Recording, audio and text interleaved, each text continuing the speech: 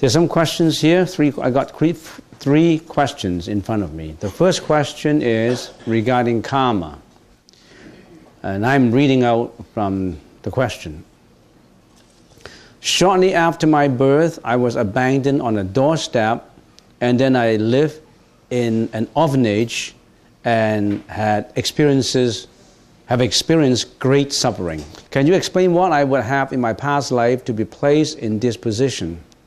And as I go through my life now, I do a lot of charity work and feel this is very beneficial to my karma. Can you confirm? Well, two parts of the question. The first question is, you have been abandoned on the doorstep. Fortunately, nobody stepped on you. Otherwise, there will be no such questions. You've been abandoned on the doorstep, and luckily somebody picked you up. And then you live in an orphanage, and then you experience great suffering. And why do you have to go through all this? Well, according to causality and karma, what you experience now is due to what you have committed before, either in this life or in the previous life. And in this case, you're just like a baby. So it must be your last life, the karma of your last life, that brought you this plight, this suffering. And I remember there was a story, a true story in the life of during the Buddha's time. There was in a certain temple that is many, many lives ago, before, even earlier than Sakyamuni's Buddha's lifetime.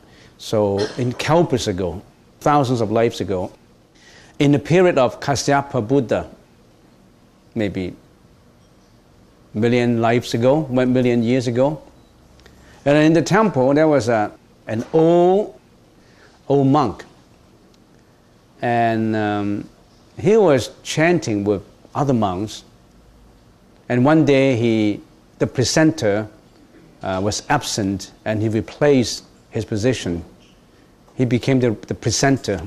In a ceremony, of course, there's got to be a leader, which is called the presenter, and there's an assistant presenter who leads the ceremony in chanting and praising during the ceremony. So the presenter, the old monk, replaced the absentee, and he tried his best to praise and chant, but unfortunately he was old and he didn't have a clear, good voice. His voice is not that good. And there was another monk in the assembly afterwards. He was scolding that old monk. "You bark like a dog. How can you do that? It's disgusting. You bark like a dog." He was praising the Buddha, and how come you say he barked like a dog? I mean, he was not good. He was not good in his voice, but he said it with vehemence and with disgust, with hatred, that it got into his heart. And when he died, for 500 lives, he reincarnated into a dog. For 500 lives, he reincarnated into a dog. It's inconceivable. Don't ask me why he reincarnated. Don't ask me who is responsible. Nobody is responsible for it. It's his hatred, his ignorance that went through his heart. And at that time, so what's your thought in ignorance in combination with hatred? It produces the very bad karma, very immediate karma. If you said it with disgust, you bark like a dog. Your voice is terrible. But he was praising the Buddha. So you watch your speech. In other words, to say you watch your mouth. Don't say anything that's not necessary. So he became a dog, And the last lifetime of the dog came, and that dog was traveling with a whole assembly of approximately about 20 or 30 merchants. And the merchants is always in a caravan and selling goods and buying goods, and so they're like a gypsy on caravans, about 200 or 300 of these merchants on the road. And carrying goods with them, they had to bring a few dogs. So he was one of the dogs in that band, guarding foods and produce, and make sure that nobody steals this, make sure that when anybody comes to steal it, they would bark. And one day, Sariputra, the disciple of the Buddha, was meditating under a tree close by. And somehow Sariputra had certain relationship with that dog, with that monk. The monk who reincarnated into a dog, he had some relationship with him. And he was in his arahat vision, he was contemplating, is there anybody nearby that I can render my compassion? Anybody nearby that I can be of help to them? And in his supernatural power, he suddenly realized that it's right there. The dog is with the band, with the merchants. So he was meditating, and he was thinking about when should I go and help him out in his last life being a dog. So, that being said, what happened to the dog? At night time, everybody went to sleep. All the merchants sleep in the caravans, and some on the grass, and some under the trees. And the field dog was guarding the produce and the food. And this dog was hungry. He stole some of these with his mouth and started to eat them. The first night, nobody discovered. The second night, somehow a merchant discovered it, and he beat up the dog, and they beat him to death. Oh, he didn't beat him to death. He beat him. He broke his leg. He broke the dog's leg. And then finally, in the morning, they had to go and they abandoned the dog behind. A dog with a broken leg. What's the use of a dog with a broken leg? Cannot be a security guard anymore. So they just abandoned and throw him on the road and let him die. So Sariputra, the arahat who was in meditation, immediately went to his help. He brought some food to the dog, some rice to the dog, and the rice that the dog was eating and eating. And somehow after the lunch, the dog died. And Sariputra buried the dog and went back to his own seat for meditation. And he was meditating and meditating. Where did the dog go? Where would the dog go? The dog reincarnated as the son of a Brahmin family. A Brahmin is a royal family. He became the son. It's his last life of being a dog to reincarnate into a son of a Brahmin family. So one day Sariputra was going on alms round and passed the door of that Brahmin family, and he heard the baby cried.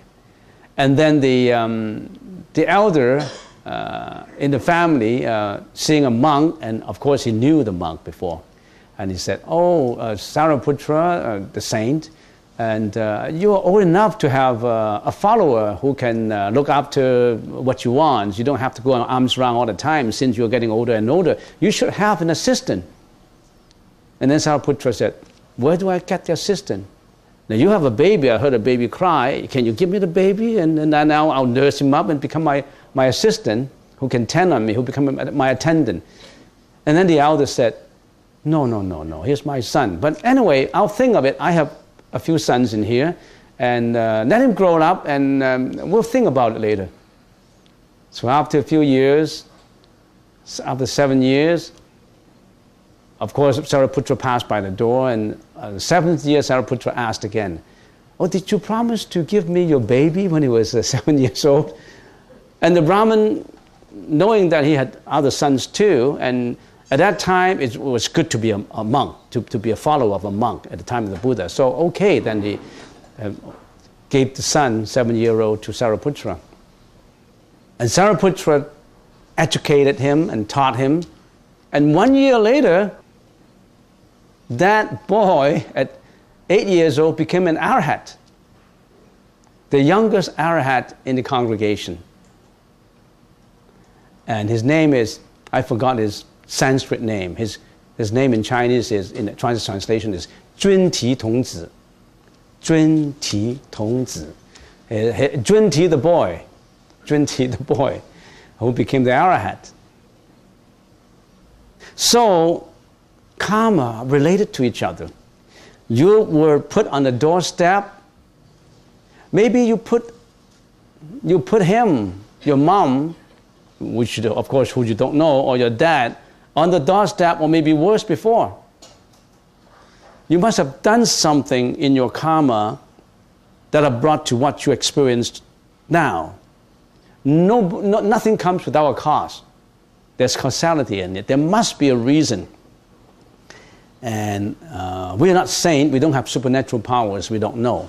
But there must be a reason why you became an orphan, why you were placed on the doorstep, why you have to go through all this, why you have experienced all this great suffering. We all experience suffering. Maybe if you are not on the doorstep being an orphan, maybe when you grow up, when after became a teenager, 16, 17 years old, you died. But you went through all this.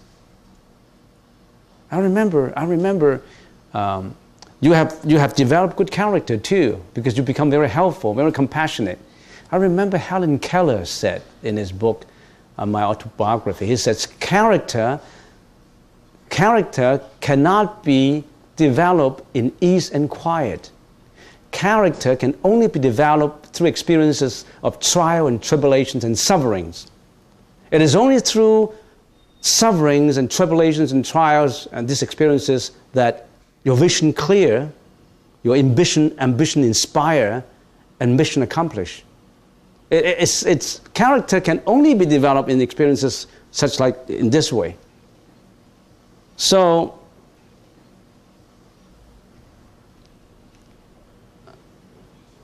it's karma. I can see I don't have supernatural power. I didn't know what you did in the past, in your past life. But I know that you must have done something that would have brought you to what you experienced in this life. Can you explain what I would have in my past life to be placed in this position? I explained it already. And so I have to go through what I'm going through now. And I'm doing some charity work. Yeah, you do charity work and feel this is very beneficial to my karma. Extremely. Can you confirm? You want my confirmation? Is it worth the confirmations? If you really want the confirmations, I can confirm it. Because I can confirm whatever cause would give an effect. If you germinate a seed of good cause, you're going to have a good effect. I can confirm on that. You want me to sign? Yeah, I can confirm. Sure, good effect will come out. It's not wasted. A seed is planted in there. It's not wasted. Every thought is a seed, not just action. Every thought is a seed. When you're meditating and you are cultivating good thought in you, every thought has energy, not just action. But you must know how to use your energy, though. Don't misuse your energy. Don't waste your energy. Yesterday I was talking to someone who went through a trauma of emotional experiences with things she doesn't like. And she has self, I don't mention the name, I guess it would be okay if I don't mention the name. She has self-degradation. In other words, she thinks that she has no value at all. I don't have any value in me. I'm useless. What am I good for? Every day I'm doing the same thing and I'm useless. It's a self-degradation. It's a self-remorsing feeling. And also it's a self-feeling of guilt. I've done these bad things in the past. I'm worth nothing. I'm no good. I don't have value in life. That's what he experienced, not she, he experienced. And so I was talking to him. I said, you have to change your thought. Every of this thought is dangerous and risky. It's just like when we meditators, when we are meditating, we always put a cane beside us for meditators. If a bad thought comes up, a thought of jealousy, a thought of hatred, a thought of depression, a thought of greediness, a thought of anger, any thought, a thought of self-degradation, if I have that thought coming up when I'm peacefully meditating, I immediately grab at my cane, my rod, my bamboo, and I'm going to push that snake head down. Every thought, that bad thought, is a snake trying to bite you, to get a snap, a snap of you. Like a snapping turtle. In this case, it's a snapping snake. Every thought comes up. It comes. Where does it come from? It comes from your own mind. It comes up and it's going to bite you. So immediately you know the snake is getting up his head. It's going to bite, attack you. You immediately touch the bamboo by your side when you're meditating. Then you know that I'm going to push down his head. It's not coming up anymore. But it's a lot of people, 90% of the people, they don't have that bamboo by their side. They don't even know that the snake, every thought is a snake. They got bitten all over the body. They got all hurt and they don't know about it. They don't have any clue of what's going on. When something comes up, they just react emotionally. Something sad, they just cry. Something good, they just laugh. Something greedy, then they open their eyes and they want more. So they don't realize that every thought is a snake. Bad thought is a snake. You've got to push his head down. Otherwise, he's going to get a bite at you. And this bite is not just one bite. 24 hours per day, every second this thought comes up. How many bites you can afford to have to be bitten by the snake? And some people get bitten all over the body. Those are the victims of depression. Finally, committing suicide. A lot of tragedies come up. So you've got to know your own thought. When it comes up, it's a bad thought, you know that's a snake. He's biting you.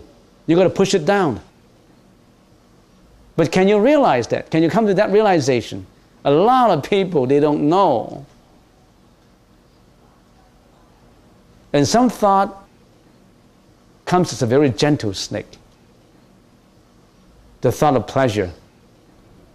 And that snake is very tender. That snake is very beautiful. That snake is always it's a lot of flattery. A good, beautiful snake is trying to snap at you. You don't know. Oh, that's a nice snake. You stroke his head. You thought, oh, I'm going to enjoy stroking his head and playing around with the snake's body. You get seriously bitten later. You don't even realize it.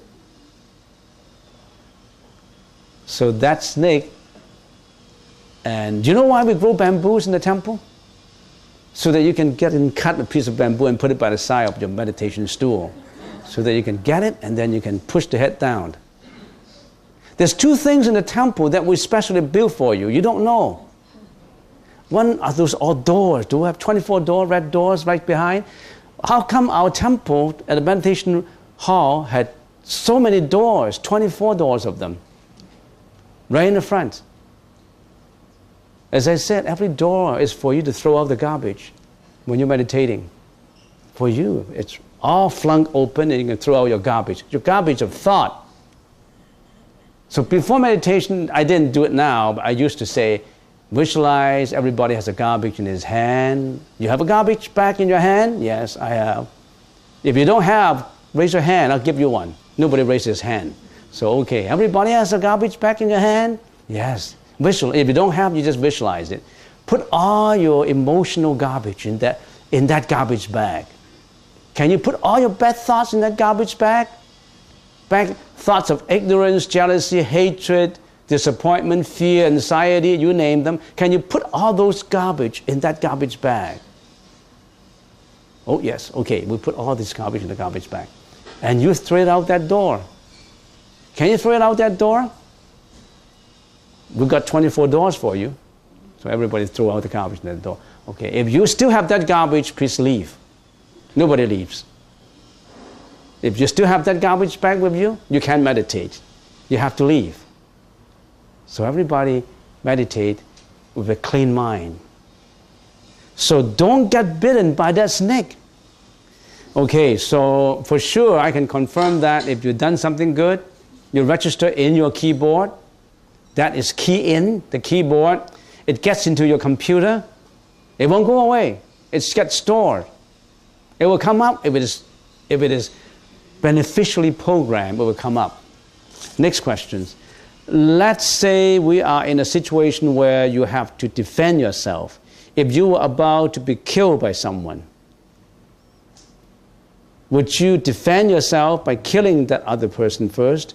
Or what would a Buddhist do to not create a bad karma in this situation? Well, in a situation like this,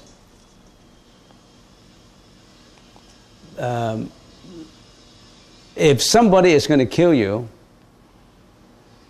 there must be a cause for it. It depends on your level of understanding. There was approximately about 1,800 years ago, there was a monk coming from India, and his name is An Xi Gao, and he translated one of the first sutras into Chinese. And he came one lifetime. He came and crossed the border to Guangzhou, and when he came over the border, he asked for something to write, and he write on a piece of notes. What did he write on it? He said, "Well, I came here to repay my debt. I will be killed, and please do not punish the person who killed me. I'm just repaying my debt." And they get it and put it in his body. And he went into the market in Guangzhou, and there was a fellow who was bringing 2 baskets of produce, one in front and one at the back, with a bamboo stick, a thick bamboo stick. And then somehow the rope broke, and that bamboo stick flipped, and boom, it flipped right onto the monk's head, and he was dead. He was struck dead. And then the police came along and said, "Did you hit the guy? He's dead." "No, I didn't hit him. It's just an accident." "Oh, I don't believe you. Let's go back to the magistrate to clear about this." And they searched the body of the dead monk, and they found a piece of note saying that, "I'm coming back to repay my debt. Don't punish the guy who killed me." So it depends on whether the situation requires you to be killed. You can't escape it anyway if you have to be killed by him, because you killed him before. Now, if you, like a soldier going to war, I'm a soldier, I'm going to war, and if I don't kill my enemies, the other soldiers will kill me, and I can't defend my own country. I want to defend my country so that all my citizens will be safe. I did it with a purpose. I want to protect my country. I want other people to live happily. And for that reason, I even risk my life to save my fellow people. If I get killed, if I don't kill him, that soldier, he will kill all the others. So I have to kill him. I have to kill that soldier. I'm a soldier too. My purpose is to protect my country. That if I kill that soldier, then I committed a karma that I will be killed by him. So let be it. I don't mind if I will be killed by him later, because I save thousands of my fellows at home. And I'm protecting the integrity of the country. So I did it with a purpose. It depends on the intention behind it. If your intention is good, then you are bodhisattva, not to say a criminal killing someone. If you're willing to sacrifice your life for others, you are a bodhisattva, you are, somebody call it a guardian angel. So it depends on your intention. Next question. Could the second part of meditation be called clear thinking? The second part of meditation now. We know that we talk about meditation. Meditation basically has two facets in it. In the Chinese language is 止, guan, two facets to meditation. 止 is samatha, guan is vipassana. 止 is to control your thought. To control your thought, you need to have an object. You have a method to control your thought. You cannot control your thought until you have a method to do so. And that is 止, that is samatha. That method that we use is the nose tip. We meditate on the nose tip, the breath in and breath out. Then we direct all of attention to that nose tip so that our monkeying mind is going nowhere because we put our monkey on a leash. That method of concentrating on the nose tip is the leash that leashed up the monkey so that he won't go away. Now that has an object. Now that's extremely difficult to do because the monkey will keep on going away. You will have to keep on pulling him back. And for 90% of the people, they don't even know how to put the monkey on leash. They just go everywhere. They just commit bad karma all the time, everywhere, any place. But for those who know meditation, you know that you got to control yourself. And that's the start of walking, of treading the saintly path of enlightenment. So that's the 止, that's samatha. Vipassana, and if you call it clear thinking, is not right. Vipassana is knowing, achieving at an insight of the meditation. In other words, it's not just creating an object. That's simple. It's just having an object and put it on a leash. That's just having a method. This vipassana is to get into the depth of the wisdom, is to open up your well of wisdom. And opening up your well of wisdom, you need clear thinking. There's only one part of vipassana. And that vipassana, you're doing it now. You're right now having that insightful meditation. You are doing the vipassana now. Why? Because you're listening to me. You're thinking of, oh, I should be cultivating good cause. I should know causality. I should know the emptiness of all things. There's no eye, no ear, no nose, no tongue, no body, no mind. And there's no sight, no sound, no smell, no taste, no touch, no object of mind. There's nothing to be obtained. I know there's nothing to be obtained. It's all empty. Because that's what the reference said. There's nothing to be obtained. Don't attach to it. That's vipassana. That's get into the well of the wisdom. Every time when you come to the temple, you are practicing vipassana without you noticing it. Every time when you come to the temple. Every time when you open a book, a Buddhist book, and know about emptiness, sunyata, and knows about all this other Buddhist teaching, you are getting into the vipassana of the meditation at a crude level. And then there's also the refined level. The refined level is all this vipassana came to you. The insight already have in you. And then when you meditate, there's nothing to be obtained.